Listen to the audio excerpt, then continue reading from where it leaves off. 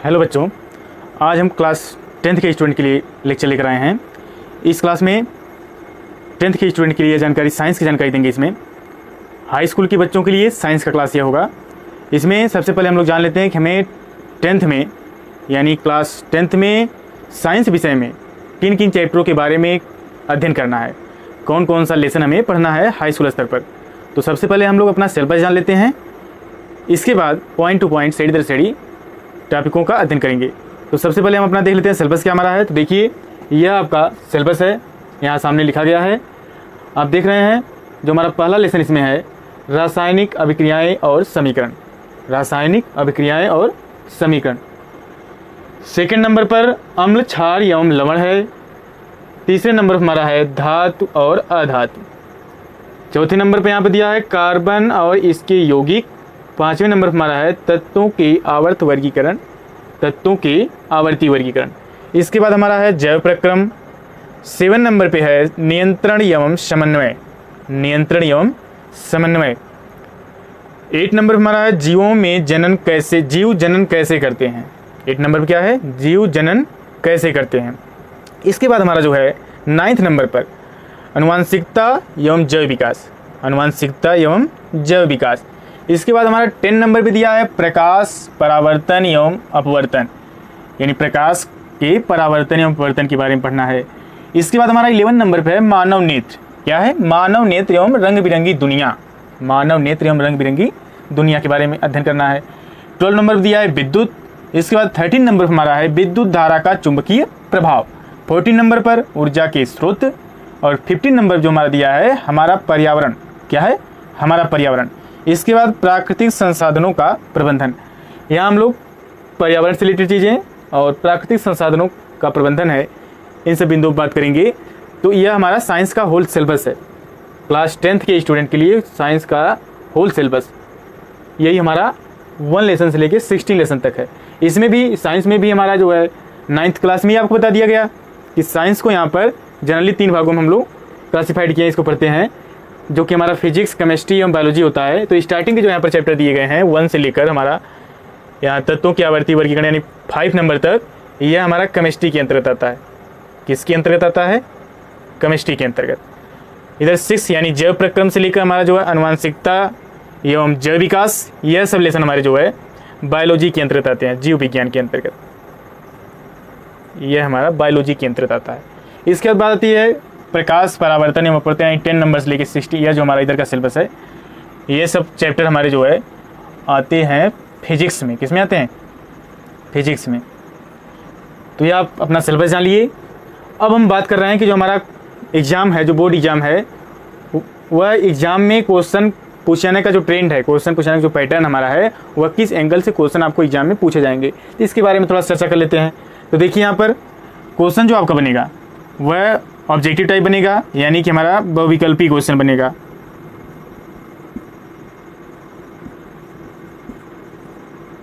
बहुविकल्पी प्रश्न बनेंगे आपके बोर्ड एग्जाम में। और दूसरे नंबर जो हमारा बनता है वह वेरी शॉर्ट टाइप क्वेश्चन बनता है, यानी कि अति लघु उत्तरीय प्रश्न बनता है, अति लघु उत्तरीय प्रश्न।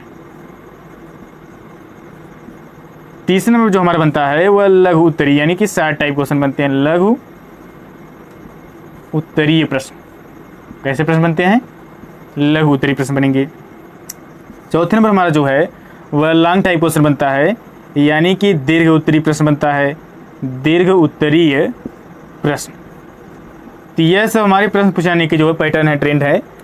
ऑप्शनल यानी ऑब्जेक्टिव टाइप क्वेश्चन पूछता है, बहुविकल्पी प्रश्न, अति लघु उत्तरीय वेरी शॉर्ट, बहुत कम शब्दों में इसका जवाब देना पड़ता है। इसके बाद हमारा शॉर्ट टाइप क्वेश्चन है, लघु उत्तरीय प्रश्न है, लॉन्ग टाइप क्वेश्चन है, दीर्घ उत्तरीय प्रश्न है। साइंस विषय में कुछ न्यूमेरिकल के भी क्वेश्चन बनते हैं इसमें। न्यूमेरिकल यानी कि आंकिक प्रश्न, न्यूमेरिकल यानी कि क्या, आंकिक प्रश्न पूछे जाते हैं। तो ध्यान देंगे आप, जो आंकिक प्रश्न हमारा बनता है वह कहाँ से यहाँ पर बनेगा इस सिलेबस में। तो हमारा जो केमिस्ट्री है, केमिस्ट्री के पोर्शन से, और जो फिजिक्स वाला पोर्शन है मैक्सिमम जो है फिजिक्स के पोर्शन से। आंकिक प्रश्न जो यहाँ पर पूछेगा वह फिजिक्स के पोर्शन से, कुछ जो है केमिस्ट्री के पोर्शन से, हमारा रसायन विज्ञान से भी न्यूमेरिकल बन जाते हैं। यानी भौतिक विज्ञान एवं रसायन विज्ञान से आंकिक प्रश्न पूछे जाते हैं। जीव विज्ञान जो हमारा बायोलॉजी का चैप्टर यहाँ पर दिया गया, इससे आपका डायग्राम वगैरह, इससे जो है कि थ्योरेटिकल क्वेश्चन बनते हैं। इसमें न्यूमेरिकल से रिलेटेड क्वेश्चन नहीं रहेंगे। न्यूमेरिकल से रिलेटेड हमारा फिजिक्स में रहेगा, केमिस्ट्री में रहेगा। और जो हमारा एग्जाम है वह कितने मार्क्स का बनेगा, यानी कि टोटल मार्क क्या है, तो टोटल मार्क हम जान लेते हैं। थ्योरी का एग्ज़ाम है वह 70 अंक का बनेगा। जो हमारा बोर्ड एग्जाम थियरी का है वह 70 अंक का मिलेगा, और 30 अंक आप लोगों को जो है प्रैक्टिकल के थ्रू प्रोवाइड किया जाएगा। 30 अंक जो है विद्यालय के थ्रू प्रोजेक्ट वर्क जो हमारा होता है, प्रत्येक विषय में होता है हाई स्कूल स्तर में, यह 30 अंक जो है ये आपको प्रोजेक्ट के थ्रू जो भी विद्यालय से आपको दिया जाएगा, तो उसके माध्यम से आपको 30 अंक विद्यालय देगा। और 70 अंक जो हमारा है यह आपको इस पूरे सिलेबस को पढ़ने के बाद इसका एग्ज़ाम, थ्योरी का एग्ज़ाम हमें 70 अंक का देना। टोटल मार्क जो हमारा बनेगा वह 100 मार्क, यानी कि 100 अंक का पूरा हमारा मैक्सिमम मार्क होगा। तो यह आप लोग अपना सिलेबस जान लिए। हाई स्कूल में जो हमारा विज्ञान विषय है उसमें कौन कौन से चैप्टर के बारे में अध्ययन करना है, तो आपने यहाँ पर देख लिया। केमिस्ट्री के भी चैप्टर को आपने देख लिया, बायोलॉजी प्लस फिजिक्स का भी पोर्शन आपने देख लिया। ये हमारा होल सिलेबस है। तो सबसे पहले आप लोग अपना सिलेबस नोट कर लीजिए। इसके बाद हम आज के लेक्चर में इस फिजिक्स के पोर्शन से ये जो हमारा लेसन नंबर 10 है, प्रकाश, परावर्तन एवं अपवर्तन, इस पर बात की जाएगी। तो पहले आप नोट कर लीजिए।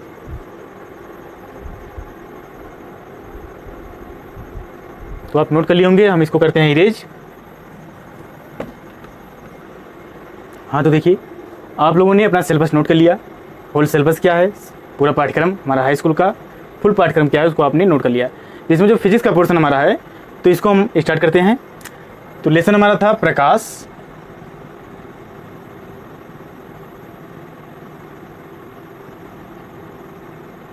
परावर्तन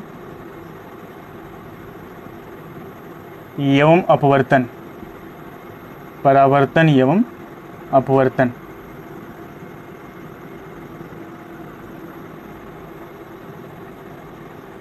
ये हमारा चैप्टर है।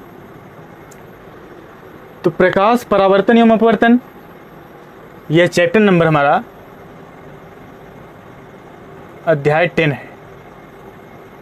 और फिजिक्स का जो पोर्शन है यहीं से स्टार्ट होता है।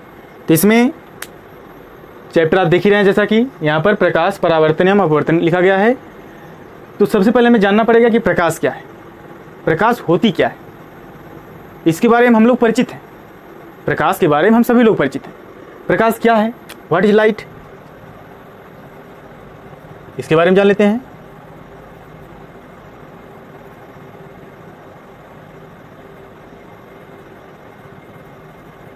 व्हाट इज लाइट, ध्यान दीजिए।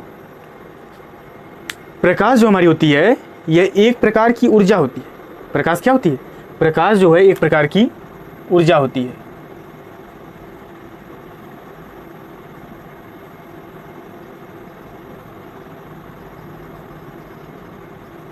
जो हमारे दृष्ट ज्ञान को जागृत करती है। क्या कहा गया, यहाँ पर कहा गया कि जो लाइट है, लाइट यानी कि प्रकाश, प्रकाश क्या है, तो प्रकाश आपको बताया गया एक प्रकार की ऊर्जा है जो हमारे दृष्ट ज्ञान को जागृत करता है। यहाँ ध्यान देने की बात है, दृष्ट ज्ञान को क्या कर रहा है, जागृत कर रहा है। आप अंधेरे कमरे में यदि जाएंगे, अंधेरे कमरे में आपको भेज दिया जाए, तो आप आंख बंद कर लीजिए या खोल के रखिए। सिंपल वे में कहा जाए, यदि आप आंख बंद किए हैं तो आपको नहीं दिखाई देगा कुछ भी, लेकिन आप आंख खोले भी हैं, यदि कमरे में अंधेरा है, पूर्ण रूप से अंधेरा है, तो आपको कोई भी वस्तु नहीं दिखाई देगी। यानी आंख जो हमारा है यह देखने का एक माध्यम है। इसके लिए जो है कुछ और भी चीज़ें आवश्यक हैं, जो कि प्रकाश है। प्रकाश की सहायता से हम वस्तुओं को आसानी से देख लेते हैं। प्रकाश के द्वारा हम क्या करते हैं, वस्तुओं को आसानी से देख लेते हैं। तो प्रकाश कहा गया कि प्रकाश जो है यह ऊर्जा होती है। प्रकाश क्या होती है, प्रकाश एक प्रकार की ऊर्जा होती है जो हमें देखने में सहायता प्रदान करती है, यानी जिसके माध्यम से हम देख पाते हैं, वस्तुओं को हम क्या करते हैं, देख पाते हैं। इसमें कहा गया सिंपल वे बिल्कुल कि प्रकाश हमारा क्या है, प्रकाश एक प्रकार की ऊर्जा है जो हमारे दृष्टि ज्ञान को जागृत करता है। यानी कि प्रकाश के द्वारा हम जब अपनी आंखों से किसी वस्तु को देखते हैं तो दृष्टि ज्ञान, हमारा दृष्टि ज्ञान क्या होता है, जागृत होता है। हमें पता चल जाता है कि कौन सी वस्तु है। जैसे ये हमारा मार्कर है, कोई भी वस्तु हो गई हमारी, तो वो उसको हम आइडेंटिफाई कर लेते हैं कि कौन सी वस्तु है। यानी यह दृष्टि ज्ञान क्या कर रहा है, जागृत कर दे रहा है। तो सिंपल में आप जान गए कि लाइट क्या है, लाइट से आप परिचित हैं। तो लाइट क्या है, यह जान गए कि प्रकाश एक प्रकार की ऊर्जा है जो हमारे दृष्टि ज्ञान क्या करता है, जागृत करता है, यानी जिसकी सहायता से हम वस्तुओं को देख सकते हैं। प्रकाश के माध्यम से, प्रकाश के द्वारा हम वस्तुओं को देख पाते हैं। यह तो हमारा लाइट के बारे में हो गया। लाइट के बारे में जब आप जान लिए तो वस्तुओं को आप देख रहे हैं, जो वस्तु आप देख रहे हैं अपने आसपास, ये वस्तुएं जो हमारी होती हैं, ऑब्जेक्ट जो हमारा होता है, बॉडी जो हमारी होती है, 2 टाइप की होती हैं। कितनी टाइप होती हैं, 2 टाइप की वस्तुएं यहाँ पर जो है 2 प्रकार की होती हैं। वस्तुएं 2 प्रकार की होती हैं। कौन कौन सी होती हैं? तो पहले नंबर हमारा है प्रदीप्त वस्तुएं। प्रदीप्त वस्तुएं, जिसका इंग्लिश नाम होता है ल्यूमिनस, ल्यूमिनस बॉडीज।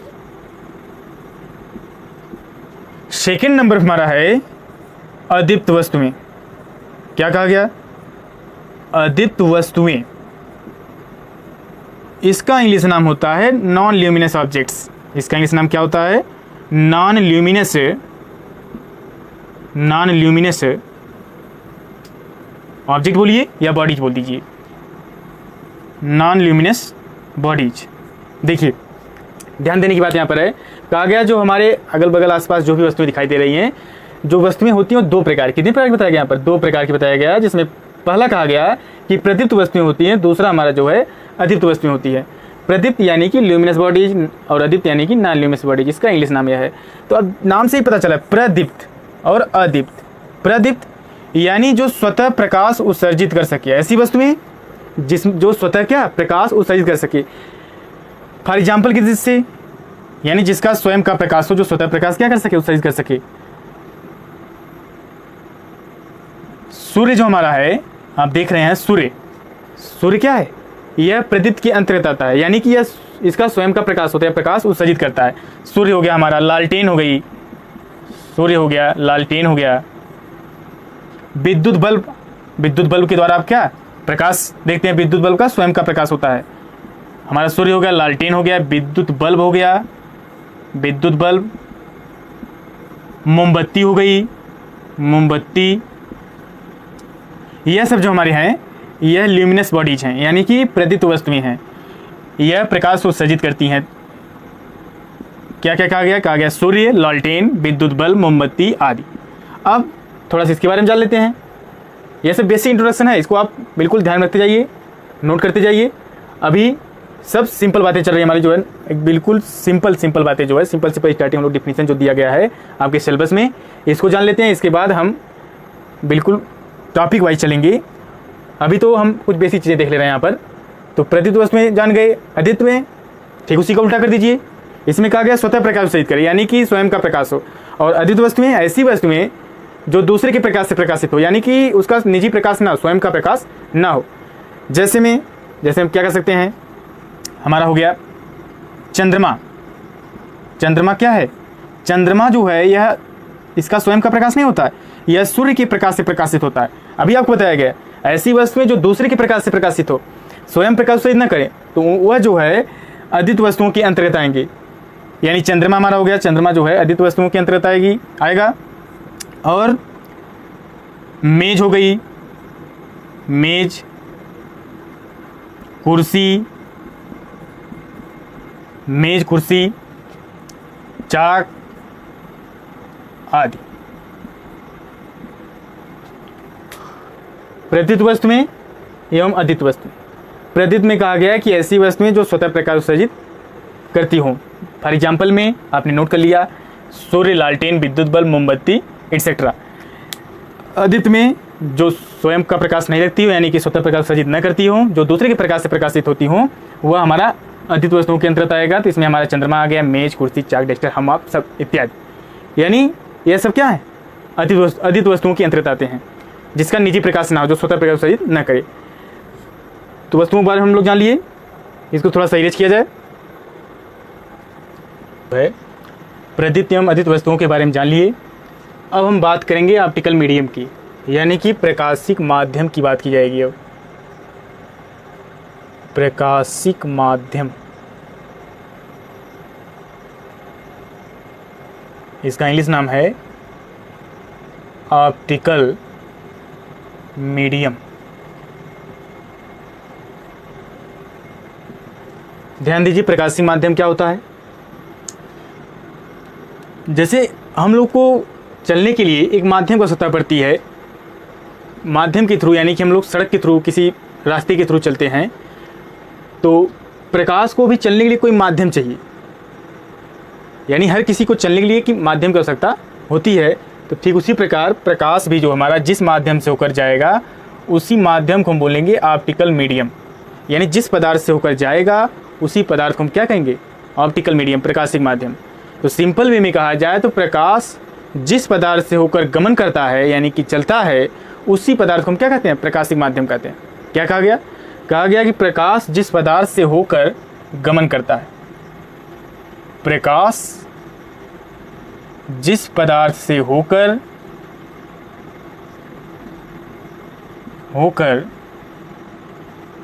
गमन करता है, प्रकाश जिस पदार्थ से होकर गमन करता है उसे प्रकाशिक माध्यम कहते हैं। क्या कहते हैं? प्रकाशिक माध्यम कहते हैं।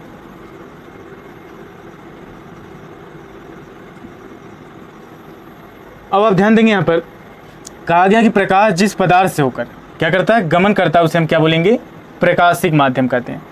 यानी पदार्थ के ऊपर निर्भर करेगा, पदार्थ जो हमारा है वह किस प्रकार का है। कुछ पदार्थ ऐसे हैं जिसमें प्रकाश जो है आसानी से आर पार चला जाता है, कुछ पदार्थ ऐसे हैं जिनमें प्रकाश कुछ मात्रा में ही आंशिक रूप से ही आर पार जाता है, और कुछ पदार्थ ऐसे भी हैं जिनसे प्रकाश होकर उस पार नहीं जा पाते, यानी प्रकाश उस पदार्थ के आर पार नहीं जा सकता। तो जो पदार्थ प्रकाश को अपने में से होकर जाने देगा, यानी कि जिस पदार्थ से प्रकाश आर पार हो जाएगा वह पदार्थ क्या कहलाएगा, और जिस पदार्थ से आंशिक रूप से यानी कुछ मात्रा में प्रकाश आर पार होगा तो वह पदार्थ क्या कहलाएगा, और जिस पदार्थ से प्रकाश आर पार ही नहीं हो पाएगा वह पदार्थ क्या कहलाएगा। तो इसके आधार पर यानी पदार्थों में प्रकाश के आर पार होने ना होने, आंशिक रूप से होने के आधार पर प्रकाशिक माध्यम को, किसको, प्रकाशिक माध्यम को 3 भागों में बांटा गया है। पहला हमारा क्या है, पहला माध्यम जो हमारा है वह पारदर्शक माध्यम है। क्या है? पारदर्शक माध्यम। इसका इंग्लिश नाम है ट्रांसपेरेंट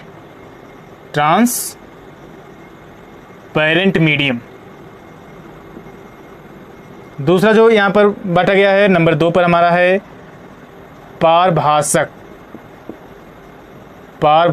माध्यम। दूसरे नंबर पर क्या है हमारा, पारभाषक माध्यम है। इसका इंग्लिश नाम है ट्रांसलूसेंट मीडियम।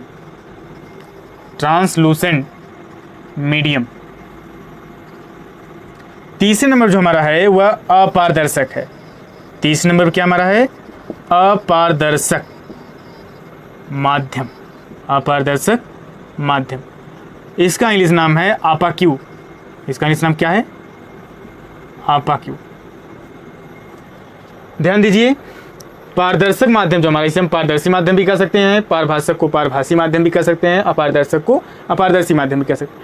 तो यहाँ पर पदार्थ में प्रकाश के पूर्ण रूप से यानी कि उसके आर पार चले जाने, कुछ मात्रा में जाने, कम मात्रा में जाने, आंशिक रूप से जाने एवं न जाने के आधार पर 3 भागों में बांट दिया गया इसके माध्यम को, प्रकाशिक माध्यम को। पहला माध्यम हमारा पारदर्शक माध्यम है। तो आपको यहाँ से इस नाम से स्पष्ट हो रहा है, यानी ऐसा पदार्थ जिस पदार्थ से प्रकाश क्या हो, आर पार होकर चली जाए, जिस पदार्थ में से प्रकाश होकर क्या हो, उस पार चली जाए, तो उसे हम क्या कहेंगे, पारदर्शक माध्यम कहेंगे। तो क्या कहा गया इसमें, पारदर्शक माध्यम में कहा गया कि वे पदार्थ जिनसे प्रकाश आर पार चली जाए तो उन्हें हम पारदर्शक माध्यम कहेंगे। फॉर एग्जाम्पल के लिए जैसे हमारा स्वच्छ जल है, जल हमारा हो गया, यह क्या होता है, यह पारदर्शक होता है, इसके आर पार प्रकाश चली जाती है, यानी हमें दिखाई देता है। आर पार जाने का मतलब क्या है, जिसके आर पार हमें दिखाई दे। प्रकाश के आर पार जाने सीधा सीधा उद्देश्य है जिसके आर पार हमें क्या हो, स्पष्ट रूप से दिखाई दे। जल हो गया हमारा, वायु हो गया हमारा, कांच हो गया। तो फॉर एग्जाम्पल के लिए ये सब हम आप आदि, यानी सिंपल में कहा जाए कि जिन पदार्थों के आर पार प्रकाश चली जाए, यानी जिनके आर पार हमें दिखाई दे, उसको हमारे किसके अंतर्गत आ जाएंगे, पारदर्शक माध्यम के अंतर्गत आ जाएंगे। और जिनके आर पार जो प्रकाश की किरण है, ये एग्जाम्पल के रूप में आप नोट कर लेंगे इसको, और जिनकी आर पार प्रकाश की किरण जो हमारी है वह आंशिक रूप से, यानी प्रकाश की किरण नहीं कहा जाएगा, प्रकाश कहा जाएगा यहाँ पर, प्रकाश जो है आंशिक रूप से यानी कि कम मात्रा में आर पार हो, तो वह माध्यम हमारा कहलाएगा पारभाषक माध्यम। एग्जाम्पल की दृष्टि से यहाँ पर लिख लेंगे घिसा हुआ कांच। घिसा हुआ कांच आप देखें, उसके आर पार आंशिक रूप से प्रकाश जाती है, यानी कि उसके आर पार हमें आंशिक रूप से दिखाई देता है, स्पष्ट रूप से क्लियर नहीं होता है। तो घिसा हुआ कांच हो गया हमारा। तेल लगा हुआ कागज, तेल लगा हुआ कागज आदि। इसके बाद जो हमारा है अपारदर्शक, जिसके आर पर प्रकाश किरण ना जाए, तो इसके एग्जाम्पल में आप नोट कर लेंगे दीवार हमारा हो गया, दीवार हो गई, श्यामपट्ट हो गया, ब्लैक बोर्ड जो हमारा होता है श्यामपट्ट, वह प्रकाश को अवशोषित कर लेता है, यानी उस अपने पार नहीं जाने देता है। सिंपली यहाँ पर आपको बता दिया गया है कि अपारदर्शक माध्यम वह माध्यम होता है, यानी वह पदार्थ जिसकी आर पर प्रकाश किरण ना जाए, यानी जिसके आर पर हमें न दिखाई दे, वह हमारा अपारदर्शक माध्यम होगा। एग्जाम्पल में आप नोट कर लिए। इसके बाद बात आएगी रे ऑफ लाइट की, प्रकाश की किरण की। तो ध्यान दीजिए इधर हम लोग यहाँ पर क्या जाने, यहाँ पर हम लोग जानेंगे ऑप्टिकल मीडियम क्या होता है, प्रकाशिक माध्यम क्या होता है। तो कहा गया कि प्रकाश जिस पदार्थ से होकर गमन करता है, यानी जिस पदार्थ से प्रकाश होकर जाता है उसे हम प्रकाशिक माध्यम कहते हैं। और कुछ पदार्थ में कहा गया प्रकाश जो आर पार चली जाती है, कुछ में आंशिक रूप जाती है और कुछ में प्रकाश जा ही नहीं पाती है। तो इसके आधार पर इसके माध्यम को 3 भागों में बांटा गया, पारदर्शक माध्यम, पारभाषक माध्यम और अपारदर्शक माध्यम। पारदर्शक माध्यम में कहा गया कि वह पदार्थ जिसकी आर पर प्रकाश किरण पूर्ण रूप से ली जाए, यानी जिसकी आर पर हमें स्पष्ट रूप से दिखाई दे, वह हमारा जल हो। एग्जाम्पल की दृष्टि से हम लोग क्या लिख लिए, जल, वायु, कांच, ये सब क्या है इसके आर पर हमें दिखाई देता है। और पारभाषक माध्यम यह जो हमारा है, इसमें कहा गया कि आंशिक रूप से जाए, यानी कुछ मात्रा में दिखाई दे, कुछ मात्रा में प्रकाश खींच जाएगी, स्वाभाविक बात है, कुछ मात्रा में दिखाई देगा, क्लियर नहीं होगा। तो घिसा हुआ कांच हो गया, तेल लगा हुआ कागज हो गया। डर्टी वाटर, जैसे यहाँ पर वाटर की बात की गई, जल की बात की गई है, डर्टी वाटर भी रहे, स्वच्छ जल यहाँ रहेगा। और डर्टी वाटर, गंदा पानी जो हमारा होता है, उसमें आप देखेंगे तो स्पष्ट रूप से नहीं दिखाई देता है, तो वह हमारा किसके अंदर चला जाएगा, पारभाषक के। अपारदर्शक क्या है, तो अपारदर्शक में आपको आ गया जिसके आर पर प्रकाश किरण जाए ही ना, यानी जिसके आर पर हमें न दिखाई दे, वह हमारा अपारदर्शक माध्यम हो गया। एग्जाम्पल आप नोट कर लिए। अब यहाँ पर हम बात करेंगे रे ऑफ लाइट की। ये तो माध्यम जान गए, प्रकाश को चलने के लिए जो माध्यम की आवश्यकता हुई, यानी जिस पदार्थ से प्रकाश गया वह प्रकाशिक माध्यम हो गया। और आप ध्यान देंगे कि प्रकाश निर्वात में भी चलता है, यानी प्रकाश माध्यम में भी चलता है और निर्वात में भी चलता है। अभी इस पर मैं आगे बात कर रहा हूँ कि निर्वात में जो प्रकाश है उसकी चाल क्या होती है, इसकी प्रॉपर्टीज में इसकी बात की जाएगी, प्रकाश के गुण में, तो वहाँ पर हम लोग जानेंगे भी। तो आप ध्यान में रखे रहिए, प्रकाश जो है माध्यम में भी चलता है, प्रकाश निर्वात में भी चल सकता है। अब बात करेंगे हम प्रकाश की किरण की। प्रकाश की किरण, अब प्रकाश की किरण क्या होती है इसके बारे में जानना है।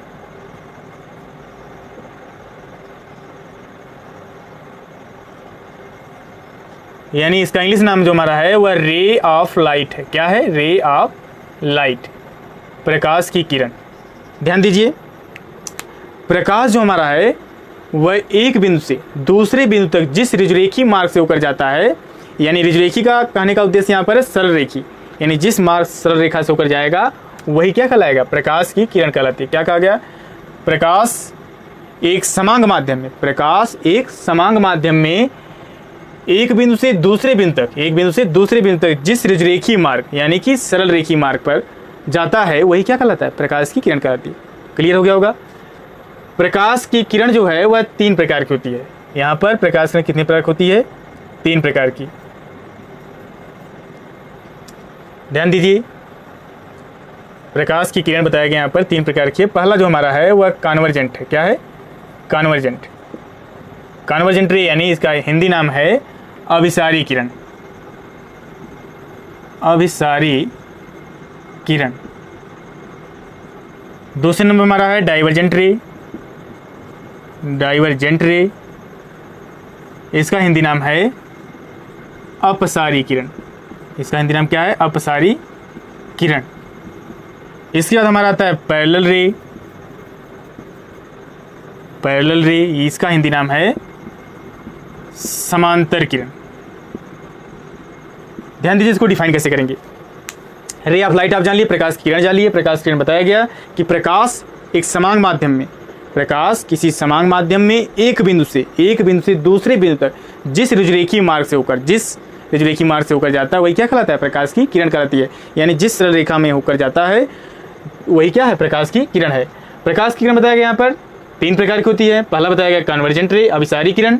दूसरा कहा गया डाइवर्जेंट रे, अपसारी किरण। तीसरा जो हमारा पैरेलल रे है, समांतर किरण है। तो जैसा कि नाम से ही पता चला, अभिसारी का मतलब समझ जाइए कि एक स्थान पर एकत्रित होना, एक स्थान पर जमा होना, और अपसारी का मतलब एक स्थान से दूर दूर जाना यानी फैलना।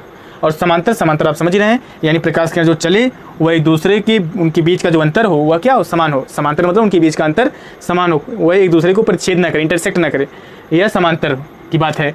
अभिसारी कहा गया आपको एक स्थान पर एकत्रित हो, एक स्थान पर जमा हो, यानी जब प्रकाश की किरण क्या हो? एक ही बिंदु पर आकर मिले, एक ही बिंदु पर आकर क्या हो? एकत्रित हो। यह जो हमारा है, आप ध्यान दीजिए, कहा गया कि अभिसारी का तात्पर्य यही है कि एकत्रित होना यानी जमा होना। जब प्रकाश की किरण एक ही बिंदु पर आकर मिलती है यानी कि एकत्रित होती है, तो इसे हम क्या कहते हैं? अभिसारी। अब कई प्रकाश के ये जो किरण है, कई किरणों के समूह, जो कई किरणों का समूह जा रहा है, इसे हम बीम ऑफ लाइट कहते हैं, प्रकाश पुंज कहते हैं। क्या कहते हैं? प्रकाश पुंज, बीम ऑफ लाइट। ध्यान दीजिए, बीम ऑफ लाइट क्या होता है, यानी प्रकाश पुंज क्या होता है? तो किरणों के समूह को हम प्रकाश पुंज बोलेंगे। यहाँ पे आप देख रहे हैं कई किरणें आके स्थान में रहती है, यह हमारा अभिसारी प्रकाश की किरण पुंज इसे कह सकते हैं। अब बात आती है अपसारी की। तो अपसारी का आगे इसका अपसारी का तात्पर्य है, अपसारी का तात्पर्य क्या है? फैलना। यानी जब प्रकाश की किरण एक बिंदु से क्या हो? जब प्रकाश की किरण जो है एक बिंदु से फैले, दूर जाए, तो इसे हम कहेंगे अपसारी प्रकाश की किरण। और किरणों का समूह यहाँ पर है, इसे हम क्या कह सकते हैं? तो सिंपली हम इसे कह दिए कि अभिसारी प्रकाश की किरण पुंज है यह, और यह जो हमारा है यह अपसारी प्रकाश की किरण पुंज है। एक ही बिंदु से क्या हो रही है? फैल रही है। अब बात आती है समांतर किरण पुंज की, समांतर किरण की। तो इसमें जो है प्रकाश की किरणें, जब प्रकाश किरणें परस्पर एक दूसरे के समांतर होकर चलें, जब प्रकाश किरणें क्या हो? परस्पर एक दूसरे के समांतर होकर चलें, तो इस प्रकार की किरण पुंज को हम क्या कहेंगे? समांतर प्रकाश की किरण पुंज। ध्यान दीजिए, एग्जाम्पल की दृष्टि से देखा जाए तो लेंस जो हमारा होता है, जब हम लेंस को रखते हैं, जो हमें लैब में अवेलेबल है लेंस, तो आप देखते हैं जो प्रकाश की किरणें, जो सूर्य से प्रकाश आती है, वह लेंस एक स्थान पर उसे एकत्रित कर देता है, एक स्थान क्या करता है? जमा कर देता है। जब उसके नीचे हम कागज़ का टुकड़ा वगैरह रखते हैं तो हम देखते हैं वो जलने लगता है। तो यह हमारा अभिसारी किरण, अभिसारी के अंतर्गत आ जाएगा। और जो हमारा एक टार्च, सामान्य टार्च होता है, जब इसको हम जलाते हैं तो हम देखते हैं इसकी प्रकाश फैलती है, इसकी प्रकाश क्या होती है? फैलती है। तो यह हमारा अपसारी के अंतर्गत आ जाएगा। और समांतर की जो बात की जा रही है, आपने लेजर लाइट देखा होगा। लेजर लाइट जब हम जलाते हैं तो देखते हैं उसकी प्रकाश की किरण जो निकलती है वह समांतर निकलती हैं। तो एग्जाम्पल आपको क्लियर हो गया होगा। और इसकी डिफिनीशन, इसको हम डिफाइन कैसे करेंगे, यह भी आपको क्लियर हो गया होगा। यहाँ पर रे ऑफ लाइट जान लिए, प्रकाश की किरण जान लिए, इसके टाइप के बारे में जान लिए, इसके कौन कौन से प्रकार हैं, अभिसारी किरण है, अपसारी किरण और समांतर किरण है, इसके बारे में हम लोग यहाँ पर जान लिए। अब हम बात करेंगे प्रॉपर्टीज ऑफ लाइट, यानी प्रकाश के गुण के बारे में, प्रकाश के लक्षण के बारे में, प्रकाश के कौन कौन से लक्षण हैं। तो प्रकाश के यहाँ पर कुछ इंपॉर्टेंट प्रॉपर्टीज दी गई हैं आपके सिलेबस में। तो प्रकाश बताया गया है यहाँ पर, प्रकाश जो हमारा है यह विद्युत चुंबकीय तरंगों, इलेक्ट्रोमैग्नेटिक वेव के रूप में चलता है। और यह भी आप जाने, प्रकाश जो है सरल रेखा में चलता है। प्रकाश के गुण, हेडिंग क्या डालेंगे आप नेक्स्ट पॉइंट है प्रकाश के गुण कहिए, प्रकाश के लक्षण। प्रॉपर्टीज ऑफ लाइट, इसका इंग्लिश नाम है प्रॉपर्टीज ऑफ लाइट। बात को ध्यान से सुनते रहिए बिल्कुल। प्रकाश के लक्षण, यानी प्रकाश के कौन कौन से लक्षण, प्रकाश के पास जो प्रॉपर्टी है वो किस प्रकार की। तो प्रकाश जो हमारा है, पहली प्रॉपर्टी जो इसकी है, प्रकाश विद्युत चुंबकीय, प्रकाश विद्युत चुंबकीय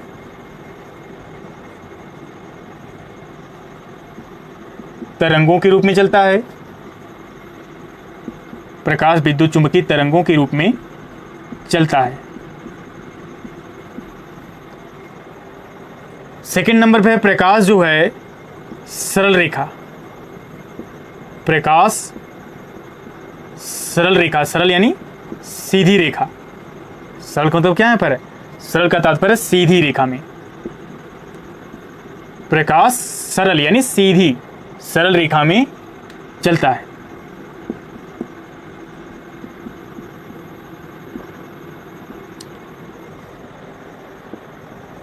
प्रकाश बताया गया, प्रकाश को चलने के लिए माध्यम की आवश्यकता पड़ती है। और यह भी वहाँ पर आपको नोट बोला गया कि प्रकाश जो है यह निर्वात में भी चल सकता है। तो प्रकाश कौन सा गुण रखता है? तो प्रकाश निर्वात में भी चल सकता है। प्रकाश निर्वात में भी चलता है। नेक्स्ट पॉइंट है जो निर्वात में इसकी चाल होती है। निर्वात में प्रकाश की चाल, निर्वात में प्रकाश की चाल, निर्वात कर सकते हो, वायु भी कर सकते हो। वायु को भी सामान्य तौर पे निर्वात सपोज कर लिया जाता है।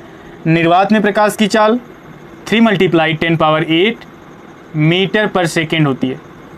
क्या कहा गया? निर्वात में प्रकाश की चाल 3 × 10⁸ मीटर पर सेकेंड होती है। प्रकाश का जो है, प्रकाश का ठोस एवं द्रव के तलों पर, ठोस एवं द्रव के तलों पर परावर्तन होता है।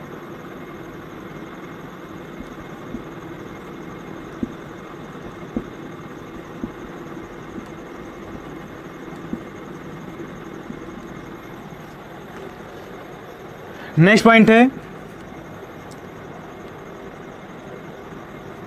प्रकाश जो हमारा है इसमें कई घटनाएं होती हैं। प्रकाश का व्यतिकरण होता है, व्यतिकरण, विवर्तन, ध्रुवण, यह सब घटनाएं जो प्रकाश में होती हैं। तो अभी आपके हाई स्कूल लेवल में जो है प्रकाश के परावर्तन एवं अपवर्तन के बारे में अध्ययन करना है। आगे की कक्षाओं में आप जो है प्रकाश के व्यतिकरण, विवर्तन, ध्रुवण, इन सब घटनाओं के बारे में अध्ययन करेंगे। तो अभी आपके हाई स्कूल लेवल में बताया गया कि परावर्तन एवं अपवर्तन तक ही स्टडी करनी है। तो प्रकाश के सब प्रॉपर्टी हो गए। प्रकाश विद्युत चुंबकीय तरंगों के रूप में चलता है। प्रकाश सरल रेखा यानी सीधी रेखा में गति करता है, सीधी रेखा में गति करता नहीं चलता है। ठीक। प्रकाश निर्वात में भी चलता है। निर्वात में जो प्रकाश की चाल होती है वह आपने नोट कर लिया, 3 × 10⁸ मीटर पर सेकेंड होती है। प्रकाश का जो है ठोस, प्रकाश का ठोस एवं द्रव के तलों पर परावर्तन होता है। प्रकाश का व्यतिकरण, विवर्तन, ध्रुवण इत्यादि घटनाएं जो प्रकाश में होती हैं। इसके बाद जो विजिबल लाइट हमारी है, प्रकाश हमें दिखाई नहीं देता है, इसका हम अनुभव करते हैं। प्रकाश हमें दिखाई, तो विजिबल लाइट जो हमारी यानी कि दृश्य प्रकाश जो है किस रेंज में प्रकाश में दिखेगी, किस रेंज में होगी तो प्रकाश में दिखेगी। तो दृश्य प्रकाश जो हमारा है विजिबल लाइट, दृश्य प्रकाश का तरंगदैर्घ्य जो होता है, दृश्य प्रकाश का तरंगदैर्घ्य 3900 एंगस्ट्रॉम से 7800 एंगस्ट्रॉम की रेंज का होता है। इस रेंज की प्रकाश रहेगी तो हमें दिखाई देगी। तो यह प्रकाश के लक्षण के बारे में आप नोट कर लीजिए। इसके बाद जो हमारा चैप्टर है, ये तो सब बेसिक बातें हैं। जो हमारा चैप्टर प्रकाश का परावर्तन एवं अपवर्तन, तो प्रकाश की परावर्तन के बारे में थोड़ा सा जान लेते हैं। तो पहले आप यह पॉइंट नोट कर लीजिए, इसकी प्रॉपर्टीज को नोट कर लीजिए। इसके बाद हाँ, तो आपने यह नोट कर लिया, यह प्रकाश के लक्षण हम 7 पॉइंट जो है यहाँ पर हो गया। अब देखिए हम लोगों ने क्या क्या पढ़ा, इस लेक्चर में क्या क्या सीखे, इसके बारे में थोड़ा सा जान लेते हैं, फिर क्लास को यहीं पर समाप्त किया जाएगा। तो इसमें हम लोग फर्स्ट ऑफ ऑल जो हमारा चैप्टर है प्रकाश का परावर्तन एवं अपवर्तन, इसमें प्रकाश के बारे में जान लिए, प्रकाश होती क्या है और प्रकाश के द्वारा हम वस्तुओं को कैसे देखते हैं, उसका जो मूल कॉन्सेप्ट है इस चैप्टर का वह प्रकाश का परावर्तन है, जो कि चैप्टर का नाम ही है। प्रकाश की परावर्तन के बारे में पढ़ना पड़ेगा हमें। जो वस्तुएं हमें दिखाई दे रही है प्रकाश के थ्रू, वह परावर्तन की बाद ही दिखाई दे रही है। जब प्रकाश किसी वस्तु पर पड़ता है तो वहाँ से वापस रिटर्न आता है, यानी परावर्तित होता है, उसके बाद ही हमें वस्तुएं दिखाई देती हैं। कहने का मतलब जैसे मान लीजिए मैं एक बॉल को फेंक रहा हूँ तो वह टकरा कर दीवार से क्या होगी, मेरी तरफ आएगी। तो यह जो आ रही टकरा कर, उसी प्रकार प्रकाश भी जो है टकरा कर सतह से टकरा कर आती है, यानी वस्तु से टकरा कर आती है, तो उसके पश्चात हमें वह दिखाई देने लगता है। तो प्रकाश के परावर्तन के बारे में डिटेल लेक्चर जो है नेक्स्ट वीडियो हम लोग करेंगे। इसमें हम लोग क्या क्या सीखे, तो आपने प्रकाश जान लिया। प्रकाश के बाद हम लोग जान लिए कि वस्तुएं जो हमारी है वह दो प्रकार की हैं, प्रदीप्त एवं अद्युत वस्तुओं के बारे में जान लिए। इसके बाद हम लोग ऑप्टिकल मीडियम जो प्रकाशीय माध्यम है, प्रकाश को चलने के लिए कुछ माध्यम जरूरत पड़ती है, तो माध्यम के बारे में जान लिए। प्रकाश यह भी हम जान लिए कि प्रकाश निर्वात में भी चलता है। प्रॉपर्टी हम क्या जान लिए, प्रकाश जो है निर्वात में भी चलता है। और प्रकाश की किरण के बारे में जान लिए, प्रकाश की किरण के प्रकार, उसके 3 प्रकार बताए गए, अभिसारी, अपसारी एवं समांतर। इसके बाद हम लोग प्रॉपर्टी सीख लिए। तो आज के लेक्चर में बेसिक लेक्चर है और पूरा हम लोग सिलेबस जान गए कि क्या हमारा सिलेबस है। यह फिजिक्स का पोर्शन अभी स्टार्ट किया गया है। आपको डेली बेसिस पे मैं वीडियो लेक्चर के रूप में क्लास प्रोवाइड करता रहूँगा। यह पॉइंट आप नोट कर लिए हैं। तो आज मैं क्लास को यहीं पर समाप्त करता हूँ।